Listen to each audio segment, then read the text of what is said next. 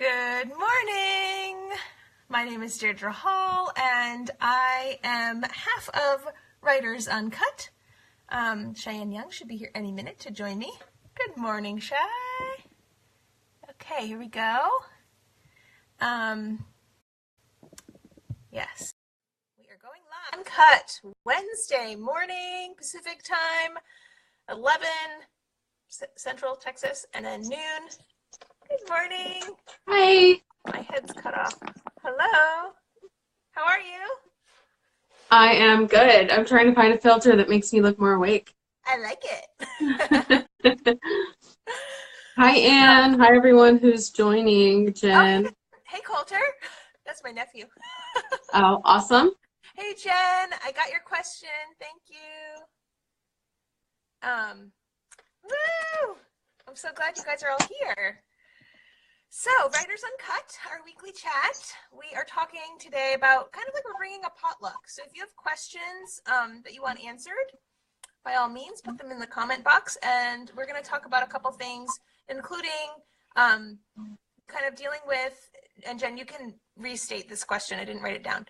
Dealing with your physical and mental health as a writer and, you know, as a person when you have deadlines. And maybe we're going to talk a little bit about getting through the holidays as, you know, a writer with goals and deadlines, and maybe family members who are well-meaning but ask questions that make you not feel the best. I mean, how many times can you hear, so how's the book? It's like, which book? I don't know what to say. I don't know what to say. Yeah. Not looking forward to that tomorrow. Yeah, totally get it. So anyway, tomorrow's Thanksgiving in the United States, if you're joining us from elsewhere and aren't sure what we're talking about. But yeah, tomorrow's like big family day, and so there's always that, like, you know, like, how's the book? Like, where can I buy it? That kind of thing. And you're just like, well, hey, at least your family asks where they can buy it. oh, Mine yeah. always says, where's my free copy? Did you bring me a copy? And it's like, I wish you would go buy a copy and support me. But yeah. I think the where can I buy it question is more like at a bookstore where you buy books. Right. Yes, Jen, you feel it, right? Yeah. Well, go on. No, you go. I was gonna say, I can understand why, I know a lot of people who say they actually don't tell their families that they're writers, especially when they're aspiring writers. And it never crossed my mind because I just blurbed it out to anyone who would listen. Hey, I'm writing a book, you know? And so it's like, I can really understand though, because nobody really gets it, like quite unlike writers, you know, or your family members that are close to you that hear it every day. Because every time I see extended family members, they always say, so how's the book? And it's like, I don't know how to answer that. And now I think they're talking about Sasha because it just released. And you get these inane questions like, so are you rich yet? You know, do you know J.K. Rowling yet? How much money have you made? You know, it's like, is a or one of my personal favorites. Sorry, this chair is so uncomfortable. I cannot get comfortable today. Okay, so one of my personal favorites is I'll just wait till the movie comes out and I'll watch that. It's like, okay, thanks for having so much faith in my book. Well, you know, maybe it will. I don't know.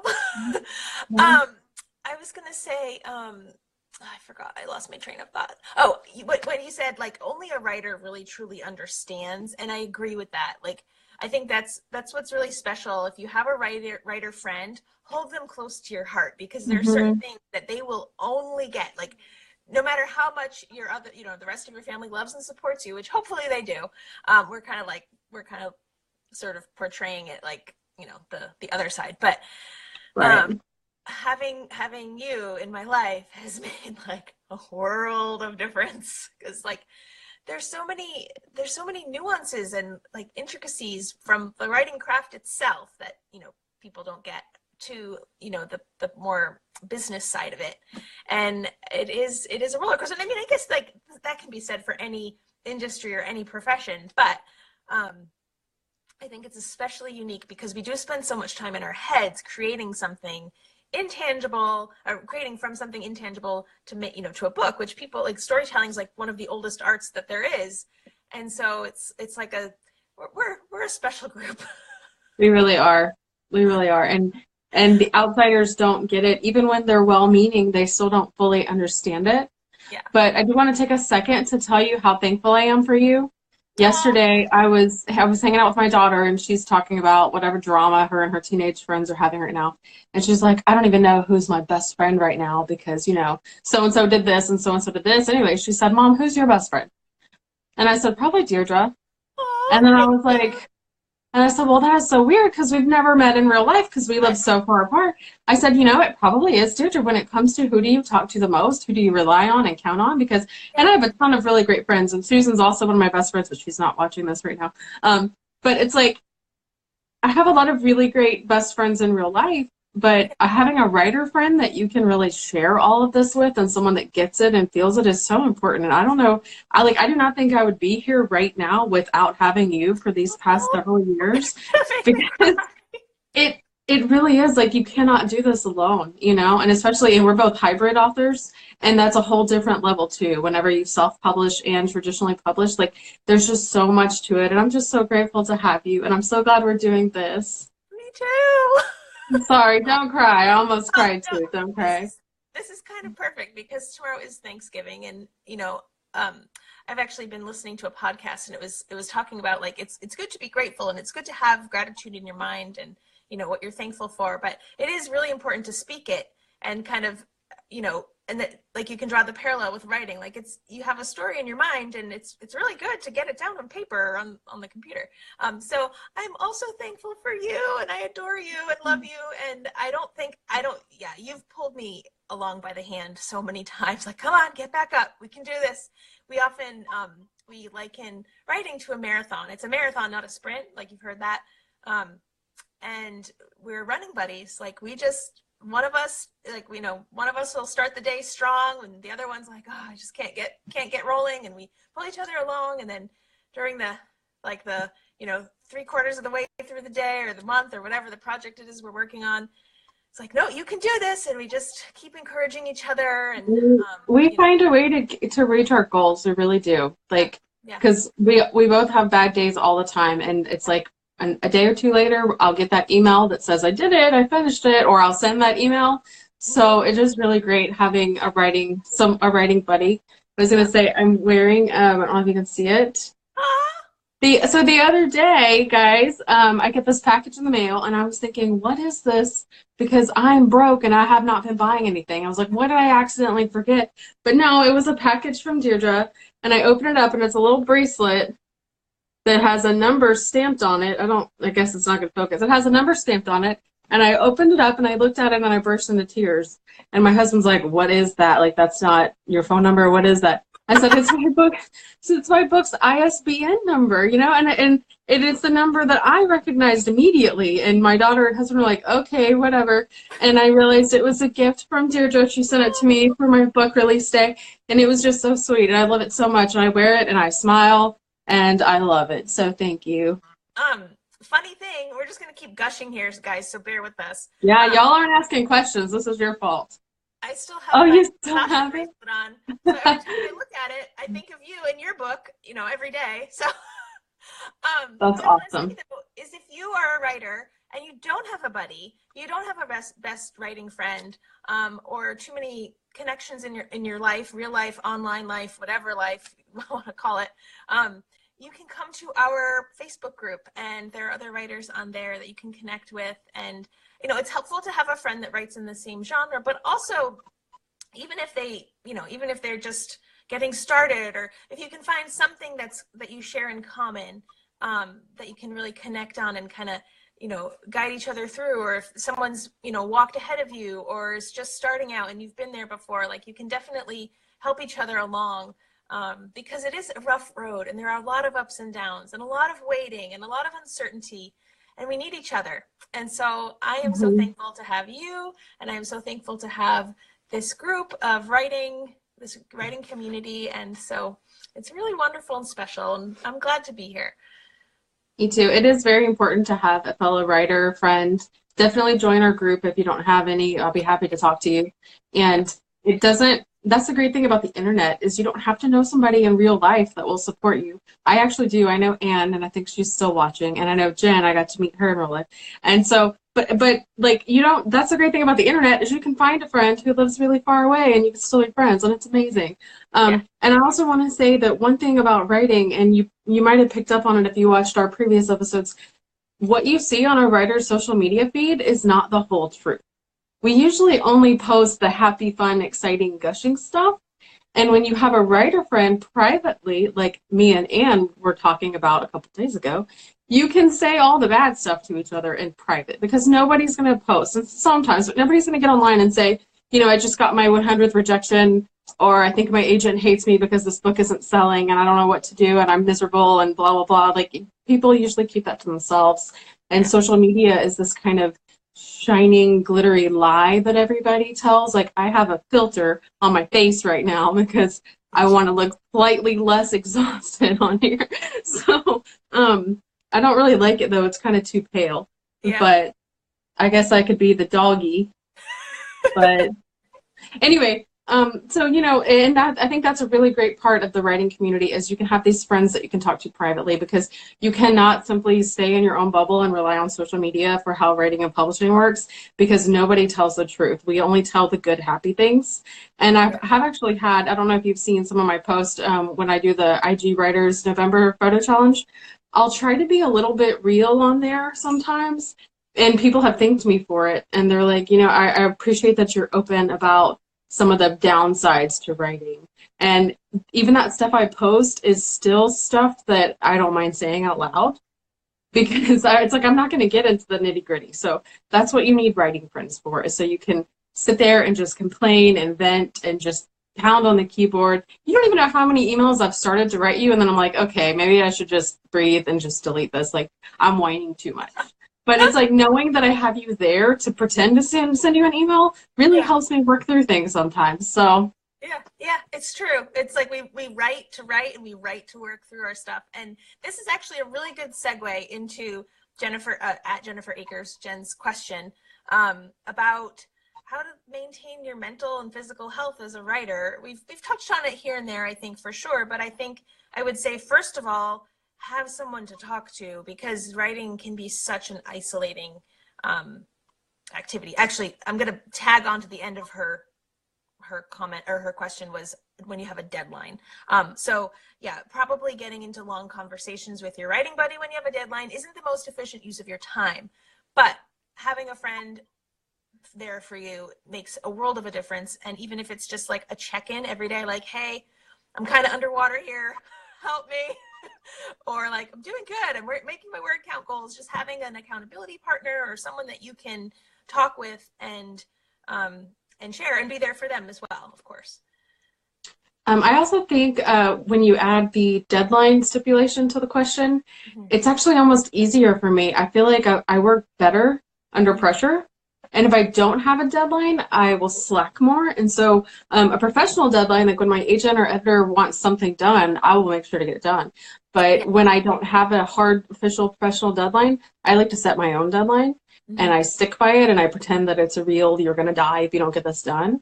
Because I actually I function better with a deadline. I don't know why. It might be my personality. So I would even say if you're struggling getting something done, maybe set yourself a deadline, even if you don't have one.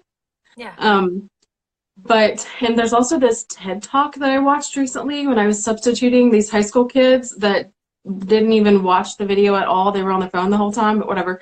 It's a TED Talk, and I think it's one of the top 20 most listened to of all time, so you should easily be able to find it. It's on, I think it's called like The Art of Procrastination or something.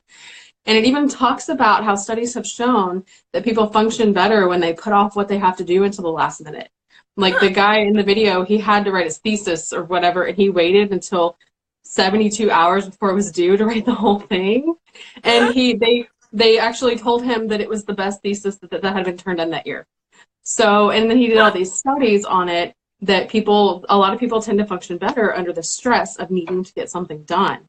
So if Huh. anything, I would say my mental health is actually better when I have a deadline and I'm stressed. Like, as you know, I was just working on this little fun Christmas novella for fun, and I got it done. Like, told myself to get it done by the end of this week, and I got it done yesterday, or no, 2 days ago, Yeah. because I was like, oh, the deadline's approaching, I better hurry up and get it done. Yep. So, yeah, Jen said, good point, setting yourself a deadline. So yeah, I tell everyone, even if you're just working for yourself, you're still working for yourself. Yeah. So pretend that you are the boss standing over your shoulder saying, this has to get done, and write yourself a deadline and stick to it. Yep. I second that. Having a professional deadline, it's like I don't want to disappoint anyone for one. So I'm very motivated to get it done on time or even before. And I think the same that can translate, you know, just exactly what you're saying. And I do also always set myself deadlines. And also it's a way to kind of to hold myself accountable and kind of uplift my, you know, my hobby, my craft to like more of a professional level, to say like I have a deadline, even though if it's one I created, because then I'm more apt to, you know, not get distracted or procrastinate or whatever, just the same way as I would if it was an actual professional deadline. But in terms of mental and physical health, if you are the kind of person that just like that holds it off until the end, like you're doing in the last 72 hours, that can be very taxing on the body and mind. And you might need some decompression time afterward for sure. I would say give yourself a few days, some space, you know, maybe work on other things or not work at all, and, you know, do some other things to kind of refill the creative well, because I find when I'm going hard, I do find I get depleted afterward and there's not much left to give creatively. So to kind of prepare for that, you can, you know, if you're going to be down at the computer for a while, I would definitely get some walking or exercise or any kind of movement in, so that you're, you know, you're almost like limber and ready for the marathon, so to speak. And then afterward, definitely give yourself some grace and space and take some time off, because I think we do get burnt out if we just go, which we've both done. So we can speak experience. Yeah, well, writing is very mentally exhausting. Mhm. And on days where I've written 10,000 words in one sitting, like I will come away from it feeling like I just ran a physical marathon. Like my whole body shot. My muscles will be sore. It's probably from sitting so still or being tense. I don't know. So you do need to take a break, and writing. And I think that's one thing when it comes to family members and stuff, they don't understand that. Yeah. You know, they'll think you've just been sitting at the computer all day. You know, what do you mean you're tired? It is very exhausting being creative and coming up with these words. So always take time to take a break. And even when I set my own deadlines, because I know I can write X amount of words per day, I always give myself like one day a week to slack off, because you never know. Like I call them migraine days. Like I suffer from migraines. So every couple of weeks, it's like, oh, this is a migraine day. I'm down and out and I will not get anything done. And I don't have to stress because I've already built that day kind of into my deadline schedule. So, and I tell people, you know, I've told the teenagers I was talking with last week, because they were like, you know, when I can't write, I just get so stressed and then I can't do anything. And I say, allow yourself to like slack off. You know what I mean? Like you need to stay dedicated, but if something happens, whether something's bothering you or you feel sick or whatever, just be like, you know what? This is an off day. I'm taking the day off. It's fine. I'll come back tomorrow. And that really helped a lot, because on times when I've tried to power through day after day after day without a break, you're not getting anything done. You're exhausting your mind and your body, and your work is going to suffer for it. Like you'll go back and look at these words you've written and they're going to suck. Yeah. So Jen said she's taking notes over here. Jen, you should come over to my house someday and be on the video with us. Yeah, we can. Yeah. I was going to say, just the same way that an athlete would have a recovery day, we can call it a rejuvenating day. Like, yeah, I really love that. And I'm going to admit I'm not very good at it. Is building in that day of the week where you just step away. And then I think people are afraid, like, well, what if I don't get back into it? What if, you know, but you will. If you love it, you will. And you know, it's a choice you're making. So yes, you will get right back into it. And I was going to say, yeah, there is kind of tying this back into like the family visits and stuff, and like writing is not a taxing activity, it really, that's so true. That's what you're saying. Like, it's exhausting. Mental exhaustion is a real thing, and I think it's not as acknowledged in some spheres as physical exhaustion. You know, like it's not, maybe it's Hmm. not the same as being on your feet all day, every day, but it requires a lot of you. And I don't think we quite have as deep an understanding of like the creative muscle. I was gonna um, say our brains are probably super ripped in comparison to people who don't write, because it is like your body's not. How cool would that be if our body got really physically fit by writing? But it's like your brain gets exhausted. It really does. And I had this when I was in school doing math homework for hours. It's like when you're done, your brain is just like you can't. You have to go lay down and take a nap. You're exhausted. So writing will do that to you, and it sucks when family members don't get it yeah, because they yeah, say you're just sitting at the computer all day. What do yeah, you mean you're too tired to go do something? But it's yeah. go They on. should